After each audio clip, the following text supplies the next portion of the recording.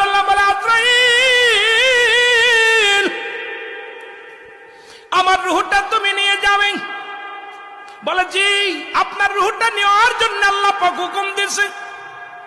আদম আলাইহিস সালাম বলে, একটু সময় দাও আমারে, আমার ছেলেদেরকে ডাক দে। বলে, ছেলেরা রে, তোমরা কে কোথায় আছো? আমি তোমার বাবা আদম, আমার পরাণে ফল খাইতে চাই, জান্নাতি ফল খেতে চাই, কারণ আমি মারা যাব, আমি দুনিয়া থেকে চলে যাব। আমার মন চায় ওই জান্নাতের মধ্যে নেওয়া খেয়েছিলাম, জান্নাতের মধ্যে অনেক ফল খেয়েছিলাম, আমার মন চায় একটু ফল খাইতে।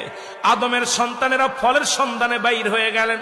শীষ আলাইহিস সালাম এসে ডাক দে, বলে, আল্লাহর নবী আদম আলাইহিস সালাম, আপনি পৃথিবীর মধ্যে প্রথম মানুষ, নবী হিসেবেও প্রথম, তবে আদম নবীর আগেও কিন্তু আমার নবী রাহমাতুল লিল আলামিন মুসলমান কিন্তু শরীয়তে আদম আলাইহিস সালামকে আগে পাঠাইছে দুনিয়ার মধ্যে।